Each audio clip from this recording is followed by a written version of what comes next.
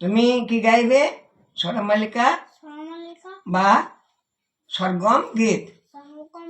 হ্যাঁ, যেটা বলবে, হয় না, না হয়তো না আবার করবো, কোনো ব্যাপার নেই। হ্যাঁ, এবারে বলো তুমি কি কি রাগে গাইবে? ইমন রাগে গাইবে। হ্যাঁ, বেশ। ইমন রাগে কোন কোন স্বর লাগে? শুদ্ধ। হ্যাঁ, তো একদম ভয়ে গান করবে না কখনো। গান করবে স্বতঃস্ফূর্তভাবে, গান করবে আনন্দে, গান করবে। ভয় আমি কিচ্ছু বলবো না, কেউ কিছু বলবো না। বারবার বারবার তোমাকে দেখাবো, কোনো চিন্তা নেই। তুমি ছোট, তাও তুমি আঙুল লাগাতে পারছো না, কেমন? চিন্তা নেই তোমার। তুমি করো, ঠিক করে করো করো। প্রথমে প্রথমে তুমি কি গাইছো বলো তো? প্রথমে আরোহ, অবরোহ এবং পকড়, এই তিনটে হচ্ছে এর মানে মূল জিনিস। হ্যাঁ, মানে এই আরোহ পকড় মানে কোনো রাগের ব্যবহৃত অল্প সংখ্যক স্বর রাগ চিনতে সাহায্য করে। মানে এই পকড়টা গাইলে রাগটাকে চেনা যাবে। সব যারা গান চর্চা করে তারা বলবে যে তুমি ইমন রাগ গাইলে, কেমন? এবার তুমি আরোহ, অবরোহ, পকড় এই তিনটে আগে গাও, শুনি। বলো, কি বলো মা? হ্যাঁ, বেশ। পা ধা নি সা নি ধা পা গা। পকড় করো। বাহ বাহ, ঝুড়ি করো।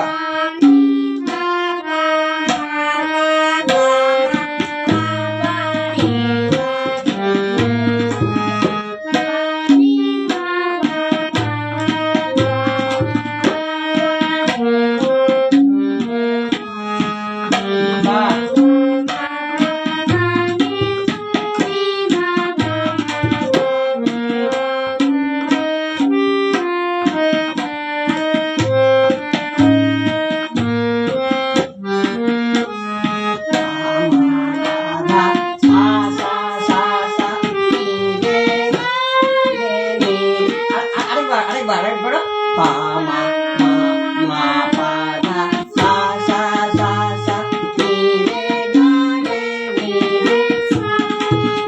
রে সা নি ধা পা সা নি ধা পা মা ধা সা নি ধা পা মা পা ধা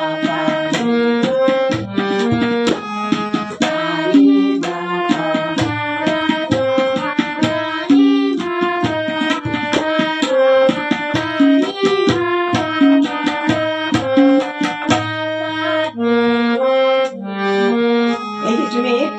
শেষ করলে, তিনবার গেয়ে শেষ করলে, তো এটা কি বলে? তে হাই বলো। তে হাই বলো। আমি এটা তোমাকে ভিডিওটা করছি, মানে তোমাকে শেখাচ্ছি কিভাবে শেখাইতে হয়, কিভাবে মানে কিভাবে করতে হয়, কিভাবে গাইতে হয়, এটাই তোমার শেখাচ্ছি। এটা আরো যারা দেখবে তোমার মতো বাচ্চারা এটা ফলো করবে। হ্যাঁ, তোমার তো নার্ভাস হওয়ার পিছনে আমি শেখাচ্ছি তোমাকে, কেমন? একদম আবার কোনদিন আবার কিছু করবো। হ্যাঁ, ঠিক আছে। এইভাবে তোমাকে রেওয়াজ করতে হবে, মানে সঙ্গীত এই সরগম রেওয়াজ করবে, এগুলো আর আরো ভালো করে করবে না। ঠিক আছে।